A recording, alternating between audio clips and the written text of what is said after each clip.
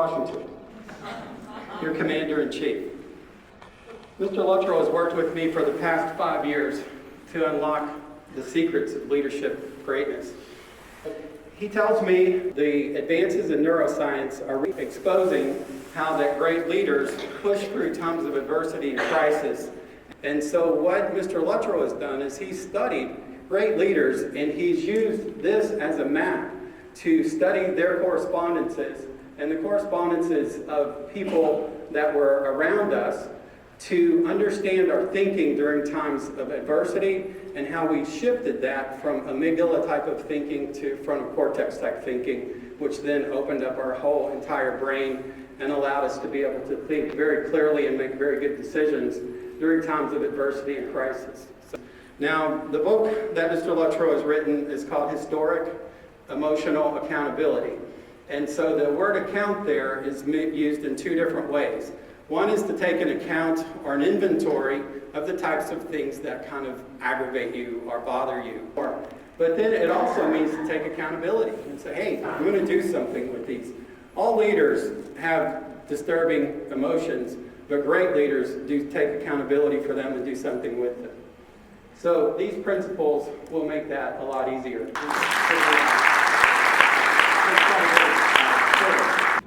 I am Abraham Lincoln, as you know, and I led America's second revolution. That was to provide liberty and justice for all. Mr. Luttrell has kept me apprised of the advances in science and technology, and he asked me to come talk to you about some of my experiences. A lot of high stress levels. But you took accountability Yes. for your emotions, and you did something with that. Yes. And that turned out very well. Well, thank you very much. Don't go anywhere yet. All right.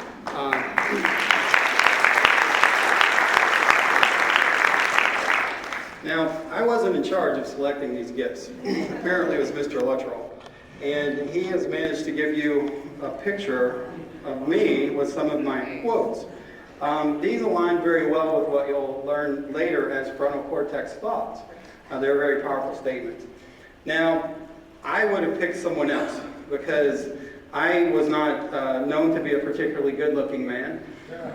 One day after finishing a case in the courthouse in Springfield, a lady walked right up to me and she said, "You are about the ugliest man I've ever seen in my life."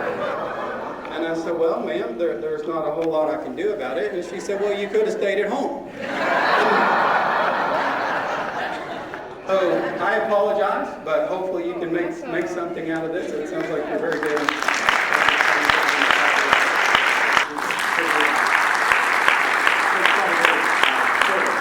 And so what I was going to talk to you about now is how that it is possible to identify those gaps and to re-script them.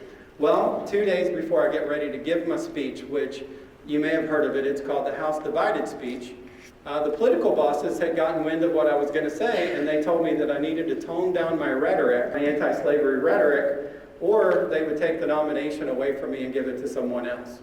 But if it's decreed that I go down here, then let me go down with the truth. But that's a very, very powerful frontal cortex thought that then counters amygdala type of thinking. This provided the down signals that I needed, and so I was able to go ahead and give my speech.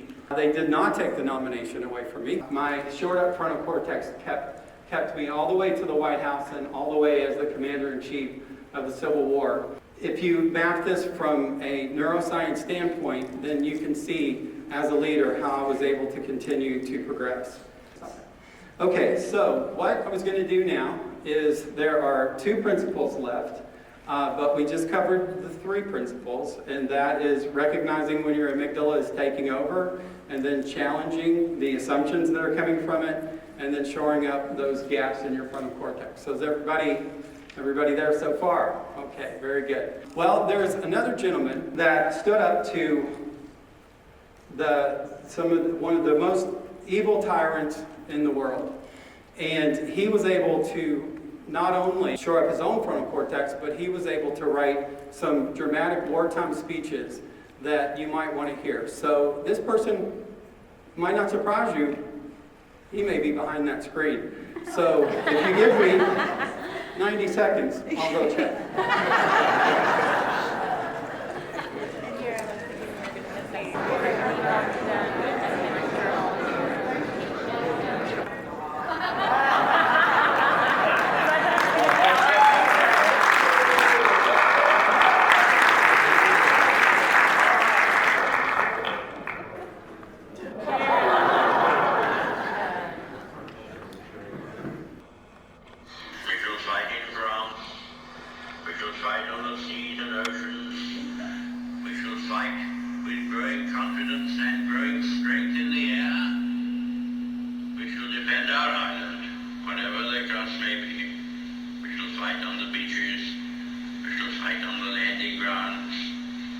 fight in the fields and in the streets.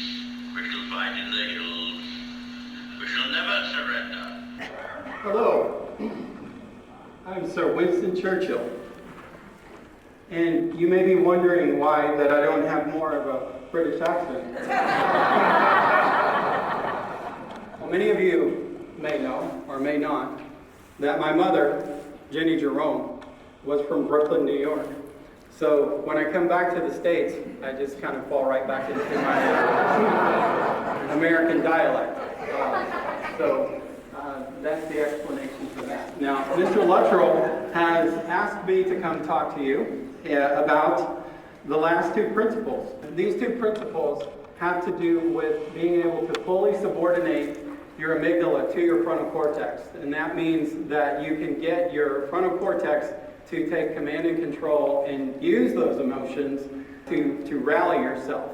And when you hear the great speeches of all time, then that's what's going on. Is somebody's actually being able to channel and harmonize all the different parts of the brain, including that very powerful amygdala. Many people are familiar with my multitude of colossal failures that I was able to shore up my frontal cortex. And so by doing that, once Britain needed someone to help rally them to stand up to Hitler, I was able to find those words to do that.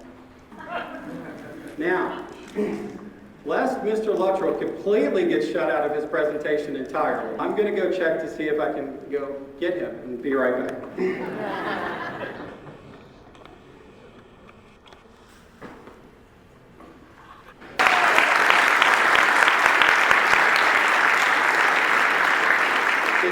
Did you know it was me? Did anybody know it was me? Okay. The question that I have is, do you have a better idea of how to recognize when your amygdala is taking over and making you and your projects vulnerable to organizational sabotage? Most people feel pretty good about that. Okay. Do you have a better idea of how to use project anxiety as a source to shore up your frontal cortex? A little bit better of an idea. So would you like to learn how to do these things so well that you can provide your project teams with a new vocabulary to transform organizational resistance and project anxiety into emotional intelligence and stellar project performance? Time? Yes. All right. Well, let me quote Mr. Emerson. Nothing can bring you peace but the triumph of principles.